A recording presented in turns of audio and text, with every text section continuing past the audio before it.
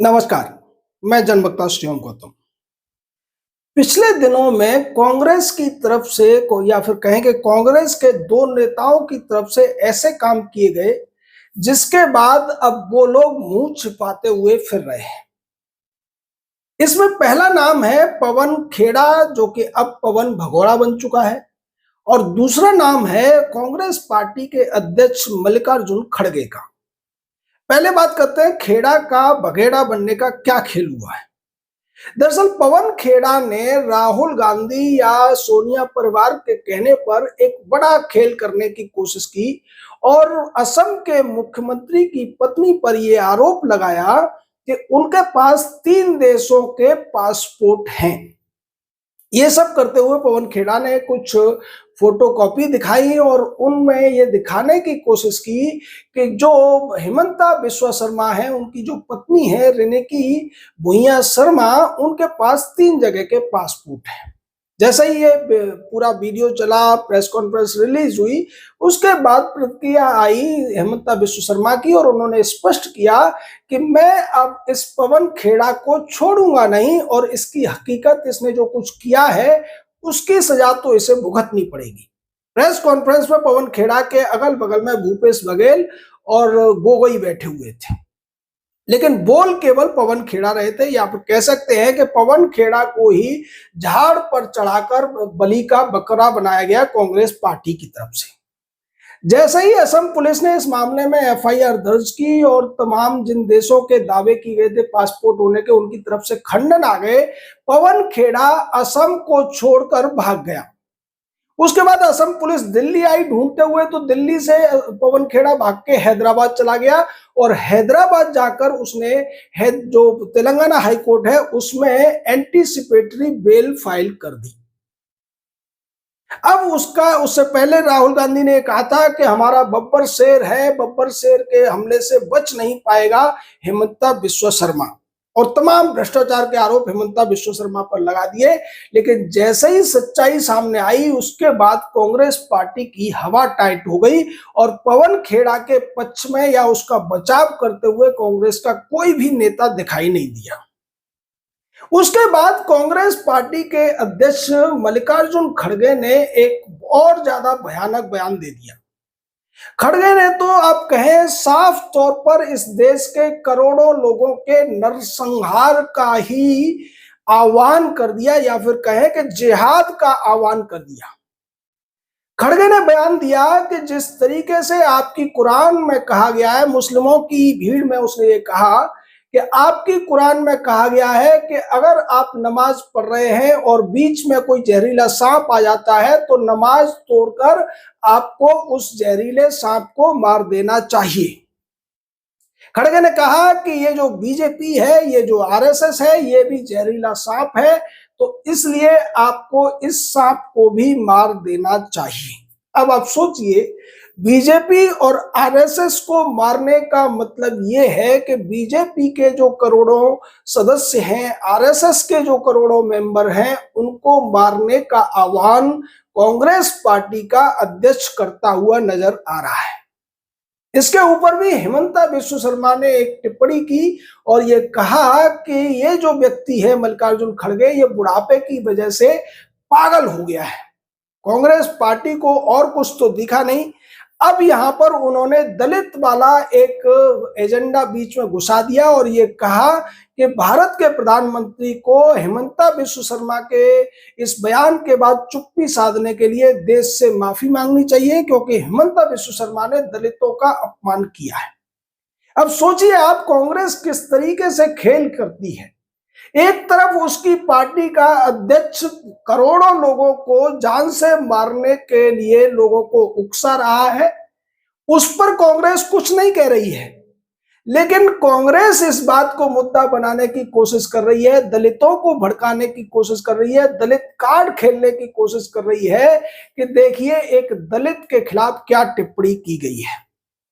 अब आप सोचिए कि कोई व्यक्ति जब अपराध करता है तो फिर उसके बाद ये ढूंढना कि वो दलित है, कि सवर्ण है, कि ठाकुर है, कि ओबीसी है, ये तो फिर एक अलग तरीके की चीज हो गई ना। आपने पहले इतनी बड़ी बात कह दी है और उसके बाद अब आपके पास बचाव के लिए कुछ नहीं बचा है, तो फिर आप दूसरे तरीके से मौके का फायदा उठाने की कोशिश कर रहे हैं। लेकिन इन दोनों ही घटनाओं की वजह से एक तरफ तो पवन खेड़ा के जेल जाने की पूरी पूरी संभावना है और दूसरी तरफ मल्लिकार्जुन खड़गे भी इस मामले से बच नहीं पाएंगे, क्योंकि ये साफ तौर पर हेट स्पीच का मामला है। हालांकि इस पर न तो हाई कोर्ट ने अभी तक संज्ञान लिया है, न सुप्रीम कोर्ट इस पर संज्ञान लेगा, इसकी कोई संभावना दिखाई दे रही है। क्योंकि जब भी इस तरीके की हेट स्पीच खासकर हिंदुओं के बारे में, भारत के बहुसंख्यक लोगों के, सनातनी लोगों के बारे में कही जाती है, तो हमारे कोर्ट ज्यादातर बहुत ज्यादा टॉलरेंट हो जाते हैं और उस पर एक तरीके से अपने मुंह, कान और आंखें सब कुछ बंद कर लेते हैं। अगर यही बात किसी दूसरे मजहब या किसी पार्टी के बारे में कही जाती तो अब तक बहुत बड़ी कार्रवाई हो गई होती। लेकिन मल्लिकार्जुन खड़गे के खिलाफ भी आरएसएस के कुछ लोगों ने, बीजेपी के कुछ लोगों ने एफआईआर दर्ज करा दी है और ये मामला इतनी आसानी से अब दबेगा नहीं। हालांकि इस मामले में सरकार को और ज्यादा आक्रामकता दिखानी चाहिए थी और खड़गे को जल्द से जल्द गिरफ्तार किया जाना चाहिए था, क्योंकि ये जो बयान है ओवैसी के भाई ने जो बयान दिया था ये तो उससे भी ज्यादा खतरनाक है। ओवैसी के भाई ने तो यही कहा था कि 15 मिनट के लिए पुलिस हटा लो, फिर देखो हमारे मुसलमान हिंदुओं का क्या हाल करते हैं। लेकिन यहां तो साफ तौर पर करोड़ों लोगों की हत्या के लिए, यानी जहरीले सांप को मारने के नाम पर बीजेपी और आरएसएस के लोगों को मारने की बात करता हुआ कांग्रेस का अध्यक्ष साफ तौर पर वीडियो में दिखाई और सुनाई दे रहा है। इसको इस तरीके से समझना पड़ेगा और अगर इस पर कोई कार्रवाई नहीं हुई तो इस तरीके के बयानबाजी रुकने वाले नहीं हैं। जहां तक खेड़ा का सवाल है, खेड़ा ने जो आरोप लगाए थे, जो झूठे कागज पेश किए थे और बाद में यह भी निकल के आया कि पाकिस्तान के किसी यूट्यूबर ने इसका वीडियो एआई से बनाया था और उसी के आधार पर खेड़ा ने यह बखेड़ा कर दिया। लेकिन खेड़ा ने जो बखेड़ा किया, अब उसके लपेटे में कांग्रेस पार्टी भी आ गई है, कांग्रेस का अध्यक्ष भी आ गया है और खेड़ा तो भगोड़ा बन गया है।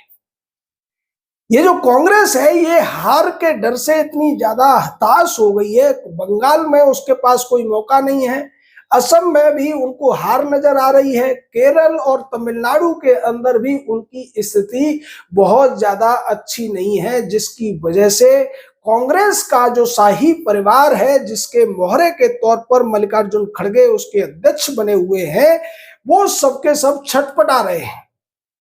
और इसी छटपटाहट में इस तरीके की गाली गलौज, इस तरीके की जहर वाली भाषा का इस्तेमाल करते हुए ये लोग साफ तौर पर नजर आ रहे हैं। ताज्जुब की बात तो ये है कि जो दूसरी पार्टियां हैं, जो कांग्रेस की सहयोगी पार्टियां हैं, वो भी इस पर किसी तरीके की प्रतिक्रिया नहीं दे रही हैं, या फिर कहें कि मौन रूप से कांग्रेस का समर्थन करती हुई नजर आ रही है।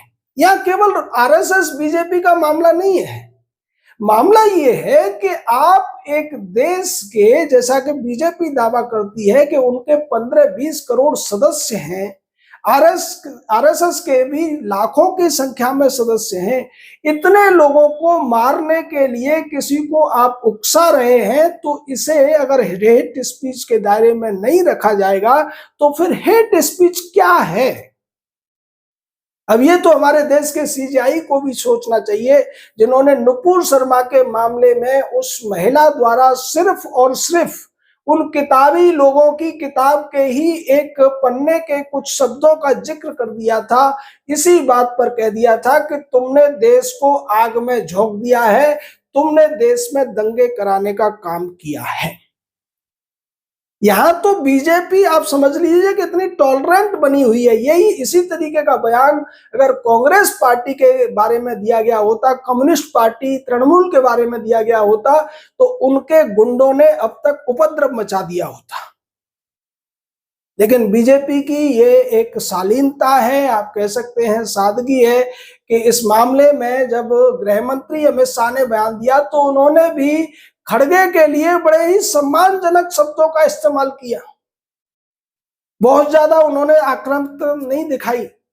लेकिन खड़गे ने जो कहा है वो किसी भी तरीके से क्षम्य नहीं है, उसके खिलाफ कार्रवाई होनी ही चाहिए। और चाहे मद्रास हाई कोर्ट हो या भारत का सुप्रीम कोर्ट, इन्हें साफ तौर पर सुमोटो लेते हुए अपने पुराने फैसले को याद रखना चाहिए, जिसमें साफ तौर पर कहा गया था कि अगर किसी के भी द्वारा हेट स्पीच दी जाती है तो उसके खिलाफ जल्द से जल्द एफआईआर दर्ज करना ये राज्य सरकार की, राज्य की पुलिस की ड्यूटी है।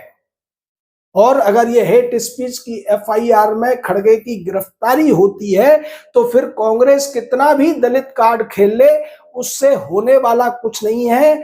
भगोड़ा खेड़ा को तो जेल जाना ही पड़ेगा, और अब जेल जाने का समय मल्लिकार्जुन खड़गे का भी आ गया लगता है। हो सकता है कांग्रेस इस सबको विक्टिम कार्ड के बहाने बाद में भुनाने की कोशिश करे, लेकिन इन दोनों के तो अब बुरे दिन आने वाले हैं, ऐसा उम्मीद हम कर सकते हैं। हालांकि जैसा उदयनिधि स्टालिन ने बयान दिए थे, उससे पहले ये राजा टाइप के तमाम लोग बयान दे चुके हैं, उन पर भी आज तक कोई बहुत ज्यादा कार्रवाई नहीं हुई है। मल्लिकार्जुन खड़गे ने इसके अलावा गुजरातियों के लिए भी, उन्हें सारे गुजरातियों को अनपढ़ बता दिया था और यह कह दिया था कि ये जो गुजरात के लोग हैं अनपढ़ हैं, इसलिए मोदी जी उन्हें बेवकूफ बना लेते हैं, पर केरल के लोग बहुत ज्यादा पढ़े लिखे हैं। अब खड़गे को लगा कि कहीं राहुल गांधी की तरह गुजरात में केस हो गया और गुजरात की कोर्ट ने सजा दे दी और गुजरात हाई कोर्ट ने उसको बरकरार रख दिया, तो फिर खड़गे की सदस्यता भी जा सकती है संसद की। इसलिए गुजरात के मामले में तो मल्लिकार्जुन खड़गे ने एकदम से ट्वीट करके और वीडियो के माध्यम से माफी मांग ली और ये कह दिया कि मेरे बयान को गलत तरीके से पेश किया जा रहा है, मैं गुजरातियों का बहुत सम्मान करता हूं। यानी खड़गे को भी बाद में एहसास हो गया कि इतना ज्यादा खड़कने से नुकसान उन्हीं का हो सकता है, बाकी किसी के ऊपर कोई असर नहीं पड़ता उनके खड़कने से। और इसीलिए उन्होंने गुजरात के मामले में तो माफी मांग ली है। हालांकि माफी तो वो इस मामले में भी मांगते नजर आएंगे और बाद में सफाई देते हुए ये कहने की कोशिश करेंगे कि मेरी हिंदी इतनी अच्छी नहीं है, इसलिए मेरी जो बातें हैं वो गलत तरीके से निकल गई। जैसा कि आपको याद होगा, अधीर रंजन नाम का कांग्रेस का पूर्व लोकसभा में जो विपक्ष का नेता था, वो भी ऐसे ही करता था। वो पहले बहुत सारी उल्टी सीधी बातें कर देता था और बाद में सफाई देता था कि चूंकि मैं बंगाली हूं, मेरी हिंदी ठीक नहीं है, इसलिए मेरे मुंह से ये शब्द निकल गए हैं। लेकिन खड़गे ने जो कहा है, खेड़ा ने जो किया है, ये कोई गलती नहीं है, गलत तरीके से स्लिप और टोंग नहीं है, बल्कि जानबूझकर किए गए गंभीर अपराध हैं और इन अपराधों की सजा इन दोनों कांग्रेस के नेताओं या फिर मोहरों को मिलनी ही चाहिए, ऐसी हम मांग करते हैं। आप लोगों का इस पूरे मामले पर क्या कहना है, अपनी राय दीजिए, हमारे साथ जुड़े रहिए। जय हिंद, जय भारत।